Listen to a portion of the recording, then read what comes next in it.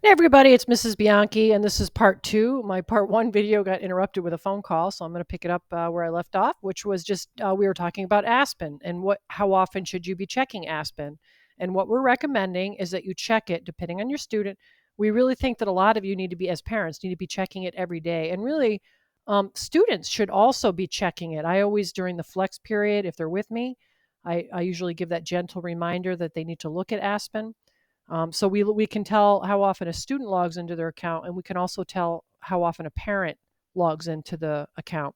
If you don't have an Aspen account, make sure you go on the website and click at where it says Aspen Help, and you'll be able to get support on that. All right. So one of the things that I want to bring to your attention about Aspen, when you first open up Aspen, it's going to land on what we call the home page or the landing page. If you're interested in looking at grades, you need to click on the Academics tab. And when you click on the Academics tab, you have to select the class that you're interested in finding out more about. So, as an example, this student, if you look at the average, right, we're looking at a 36% for this student. So, you would need to explore what's going on. You would click on the blue link right here where it says science. And then after you click that, then you need to click on assignments. So, let's see what that would look like. If you do that, it'll bring you to a window that looks like this first. Let me move that out of the way. And what it does do, and this is just good information, you can kind of get an idea of what the grading scheme is for the teacher because not all teachers have the same grading scheme. In my case, graded homework counts as 10%, practice sheets count for 10%, quizzes are 30%, tests are 50%, and then there are ungraded tasks such as getting something signed, but you want to look at the scheme, and then more importantly, you want to look at the actual assignments. And you do have the ability, if you click on this arrow, I would look at tests and quizzes first because those are the numbers that are really going to tell you what the overall average is. The homework, because it counts so minimally towards the average, that's less important than what students get on a quiz or a test. So if we look at this student as a hypothetical example, we can see here that we have a test, right? Look, this is test, and it's a 33%. As a parent, you would want to question your child about that and say, what's going on? Why are you not prepared for these tests? And take action. All right, let's move along. See if I can get this thing to advance because for some reason it's not advancing. All right, so here's another example, but now we're looking at math. And you can see these are all the assignments. But again, I want to just point out to you, if you click on this little arrow right here, you can filter it out by category. And I would start by looking at tests, then go to quizzes, then look at the homework, and then we're going to be adding a new category called iReady Teacher Assigned Lessons. And you really want to pay attention. Now, if there's any kind of assignment feedback, you'll see it here. So there's one thing that we do, it's called a swap out. And if you have a low score, like see how we have a 45 on this? What a student could do is they could look for an activity that matches the content that was from that unit. So this happened to be on inequalities. So look for the unit that would correspond with that and do the CASTLE activity that is the same content, and you can literally swap that out. So if you have a 45 on this and you get an 86 on the CASTLE activity, then this 45 gets erased. Now, in this student took advantage of that. This student had a 9% on this assignment, did the CASTLE swap out, and got an 86 on the activity that was online, and that really helped the person's average. All right, let's move along. Now, another thing you should know, if you ever see ungraded, that usually means that the assignment is a future assignment. So you would want to pay attention to things like the due date, because I'm recording this on the 13th, and you can see that this is due on the 20th. So of course there's not going to be a number in there. Now, you want to pay close attention to when it was assigned and when it's due, because that'll help you to help your child make good decisions about what order to do things in. And I already mentioned about this filter feature. You want to look at, especially for math, you want to look at the quizzes and the tests first, because these two categories just count minimally towards the overall average. It's these two, especially this one, that count heavily towards the average. So this is another good example of a student that didn't do well in a quiz. See, this student had a 64 I would recommend doing the swap out. So let's say you get a 73 on the swap out. That's, a lot better than a 64. But if you get 100, the 64 goes away and 100 is replaced. So I'm always amazed that we don't have more students take advantage of that. Do take advantage. All right, next I want to talk about when you're at home and you're on that desktop computer and you're not on a Chromebook, we need to make sure everybody knows how to log onto their school Google account. So first of all, you have to make sure that you're using Chrome as your browser, because there are other browsers such as, if you're using like a Windows device, they have that, their version, I want to say it's called Explorer. There's Firefox. You would want to look for this icon and open that. Now, when you open it, you would want to make sure that if it's a first time and your account's not already on the device, then it might be necessary. Let's see if I get this to advance to the next slide, because that's a little bit tricky. All right, so you would want to, so it may be necessary for you to add another account. You would want to put in the student's number, which is usually a 6 or a 7-digit number. It might be something like 2098642 at scolony.org. And then the password, students just updated their passwords with Mrs. Murphy. So they should have that. That's what they're going to be using. And then they click sign in. Now, when they do that, you get the confirmation that, you signed in correctly. If you see the icon, which really should be the student picture, because I think they're doing that now in South Colony.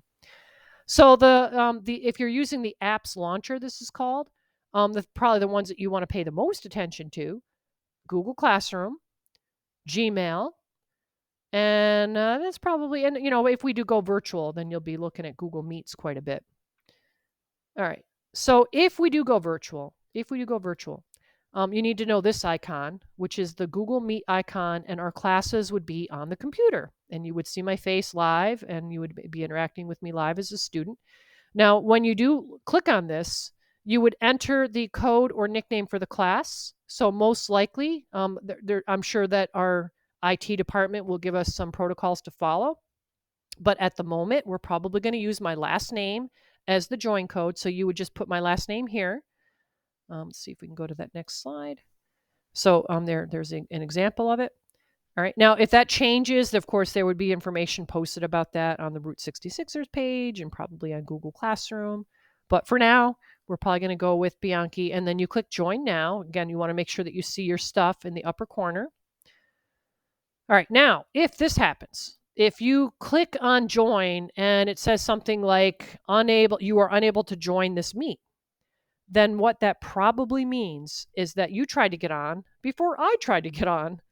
So you want to try again, but at a later time. If the meet is supposed to start at 10 and you get on at 9:58, then you're probably going to have that experience. You would want to try again. Now, if it's after the time that the thing is supposed to start and you're not able to get in, there's a chance that the teacher may have trouble getting on, and you just want to be patient and keep trying. I would recommend trying for at least 5 to 10 minutes before you give up on it. All right, moving along. All right. Now, there is a chat feature that's available when we do the live meets. I don't think, because we're not virtual, I don't think it's really, we don't need to go over this right now. But if we do go virtual, it's a good idea for parents to take a look at this slide, just so you know what the expectations are there. And here's an example of a chat from last year's. I actually taught virtual, so this was an actual chat that was going on in the live meet. So we want to keep it appropriate. All right, another thing that we want to emphasize is how important it is to check and process your emails daily, because what you're going to see in your email, any teacher that's assigned anything to you, you'll find that in here. So you can see, for example, this is me. I'm now Mrs. Bianchi. I did get married over the summer. And if there's something that you needed to do, it'll tell you in your email. Now, this is probably not the best way to figure out what your assignments are. There's another tool that I would want you to use. It's a calendar that you'll see in Google Classroom. I think that's going to be a better choice. But you do want to kind of clean up your emails. When you do process things, you do want to delete the email when you've actually finished the task. All right, moving along. The tiles that you're going to have for Google Classroom might look something like this. This is a little bit different than what you'll see, because this is actually from Virtual Academy last year. But for each class that you're enrolled in, you'll see a different tile for Google Classroom. And the thing that I want to bring to your attention is this calendar and the to-do list, because this will be a really helpful tool for you to know what should I do first and what's due first. Because if you have an assignment that's due a week from now, and then there's another assignment that's due tomorrow, then this will help you to choose to do the assignment that's due tomorrow first. So let's take a look at what that would look like. Here's the to-do list. And this is an example from last year, and you can see that these were actual assignments for all the classes for this particular student. And if you happen to have anything that's missing that you didn't hit mark as done, see how you can click on this and it'll give you that information. And if you want to look at the things that you did do, then you could click on this and it'll give you that information. Really a fabulous tool to help you stay organized. Now, for students, if you ever see this icon pop up on your device, then that means you have the opportunity to send the teacher a private message that will only be between the teacher and the student. So that's a good way if we ever have a flex period and we're on devices and you see that pop up and you have a question and you happen to not be in the same room as me, that's a tool that you could use to help me answer your question. Or if we go virtual and we're having a live class, this is another option for you to interact. All right, so let's talk about how when you're on Google Classroom, what's another way that you can tell whether or not you turned something in versus you didn't turn it in? When you click on classwork, do you see how we have things that are grayed out and then we have things that are not grayed out? Now, if it's grayed out, that means that the student declared it as done and hit the mark as done button or actually did it. If you see something that's not grayed out, that means it hasn't been completed yet. So if you pay attention to the due dates and you see things that are past the due date, then that's obviously high on the priority list to get those things done.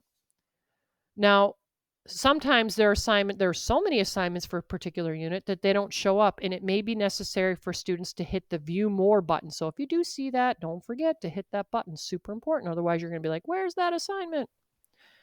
All right. Now, another thing I want to just add to stress, I should say. Students can mark as done assignments that have not actually been finished. So parents need to be aware of that because we do see about 20% of the population to avoid detection in the auto-generated reports that get sent to families. A lot of times students will click mark as done so that the parent doesn't realize that something's missing.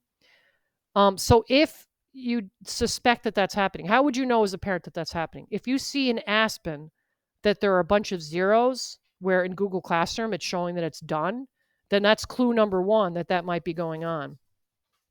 So make sure if you're a student, never hit mark as done before you complete the assignment, because not only is that'll confuse you, and if you unsubmit and resubmit, it just creates a lot of grading chaos on my end. So you just want to actually mark as done when you actually finish assignment and never before then. And if you do that every time, then you're going to save yourself a lot of problems. Now, if you do it by accident, then you should unsubmit your work. And then I would recommend sending an email to the teacher explaining that you had an accidental submission.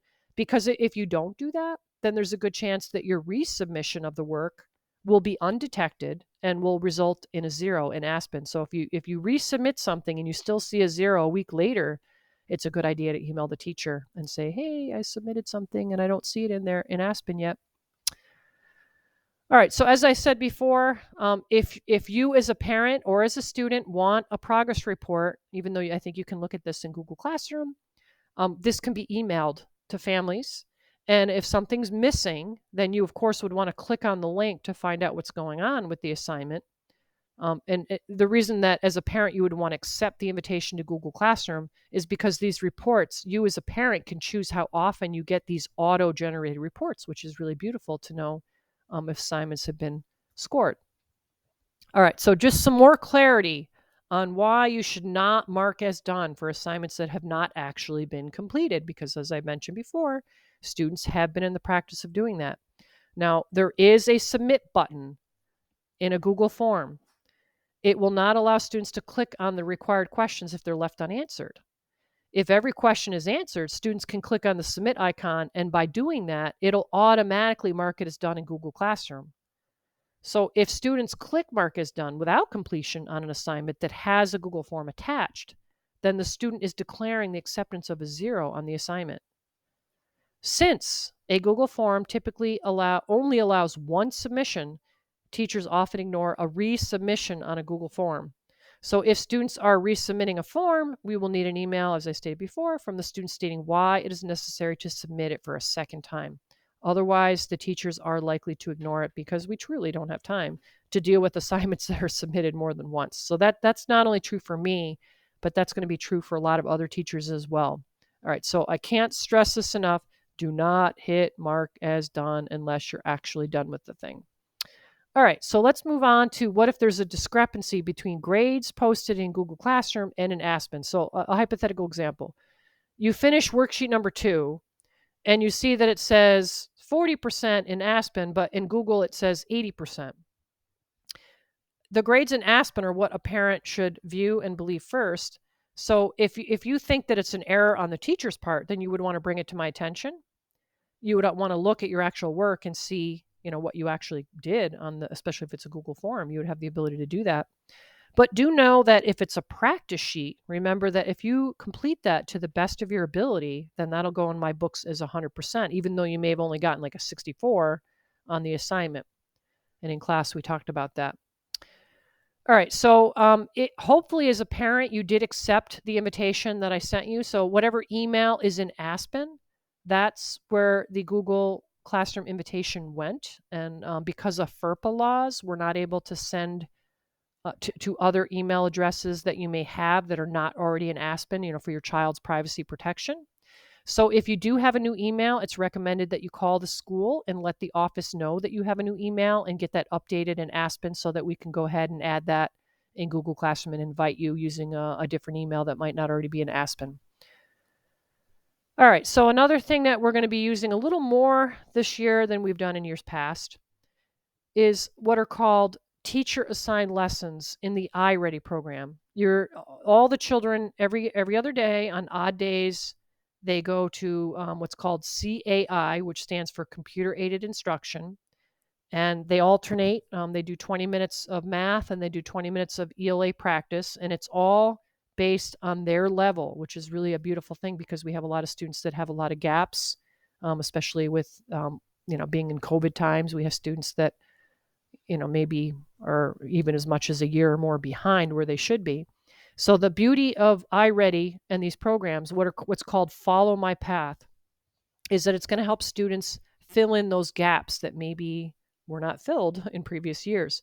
So if you want more explanation, then we're inviting you to click on these links.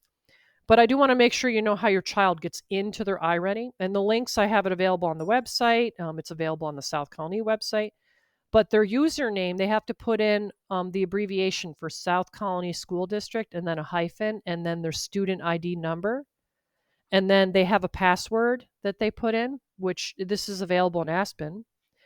And then make sure it's set for New York and then log in. And when they log in, when they're in the CAI room with Mrs. Murphy or Mrs. Craig, she's the other one that runs CAI, they will instruct the students at that time for what they're supposed to do.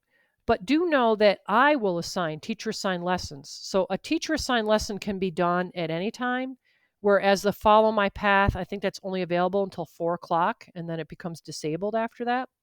But these are teacher-assigned, so it's kind of like the same idea as a homework assignment. And this would be supporting what we're doing in the classroom. So typically, if you see a teacher-assigned lesson, it means instruction has already occurred in the classroom. We're reinforcing what was already taught in the classroom using this lesson, and it's going to be a number grade that will appear in Aspen under teacher-assigned iReady lessons, and it's going to count for a percent of their quarterly grade. So if you see a teacher-assigned lesson, it should be done, and you'd want to pay attention to the due dates and look in both Google Classroom and on the website for more information about when these things are due. But you should be able to see the due date right in your iReady account. So here's an example of a student that was looking at their teacher assigned, and you can see this said due today, due today. This one was one that was due in November. And for My Path, it does tell you what the next lesson is.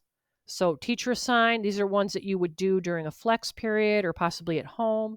And the My Path, that's what's done during that CAI time, which for our class, I want to say we go either 4th or 5th period, I can't recall. All right, and just another example you would want to make sure that the teacher assigned lessons, whatever the deadline is, you would want to make sure that you meet the deadline, because there's not the opportunity to go back and do it after the fact really is not available. You want to make sure you stay on top of that. So do check this. It's called the to-do list.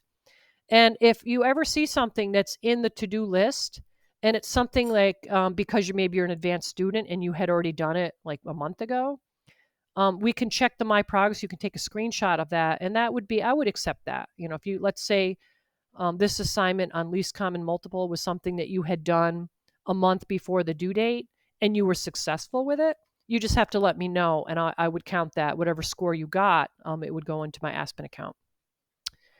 All right, so for Mrs. Koes' class, make sure you do click on this hyperlink because she's got information about her class.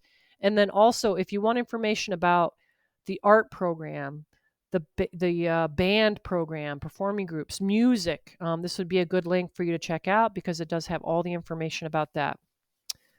All right, and I did mention already that you should check out this video that shows parents. You just click on the little play button there from the slideshow that's available on the Route 66ers page, and it'll show you everything you need to know about Google Classroom as a parent. All right, now another thing I want to just bring to your attention, if your child happens to be in a Google form, just a reminder, you want to make sure that you look to see that the student's account appears here, because let's say it's a sibling's account instead, then you would want to switch the account and make sure that the proper student is logged in. Now, I already mentioned this before. A lot of the work we're doing is very challenging. Whenever there's a video embedded in the form, there's two ways that you could use this as a parent. Method one is you try to do the assignment without the video and then watch the video after to build your confidence that you did it right. Or for students that are lacking in confidence, watch the video before you attempt to do the question. And for students that were absent, they were at a dental appointment or elsewhere, they weren't actually in live class, then that's even more important that the student play the video. And if the video is too small, sometimes I put the link up here, but at the bottom, it'll give the hyperlink to open up the YouTube video, because sometimes students report that it's blurry and they can't really see it very well. Just know that you can do that. Other things that we should tell you, students are closely monitored while they're on their Chromebooks. And that's especially true during the school day. We use a software program called Go Guardian, and it does allow us to see every keystroke they make, every website they visit. So, just advise your child to use good judgment while on a Chromebook, because if we do see that they're starting to make poor choices, that would probably get you involved with that. Here's an example of a website that some students may go to. Not a good way to spend their day. Here's another website that we've seen students go to. Again, not a good way to spend the day. And the other thing we should mention too, if we ever do have to go virtual and the student keeps having their Google Meet get dropped, in other words, they get kicked out because of Wi-Fi challenges, watch this video because it shows students how to reduce the resolution, which would minimize how many times that might happen to them, especially if you don't have like a lot of, you might have 4 students that are on Wi-Fi, that are on a live Meet. And if you have a lot of students that are on using your family Wi-Fi, that could present some problems. You definitely want to reduce the resolution of the meets. All right, so I think I'm going to make a part 3 video. So do look for that, and also continue going through this slideshow to help yourself know what you need to do for your child. And we're really appreciating that you're taking the time to watch this video.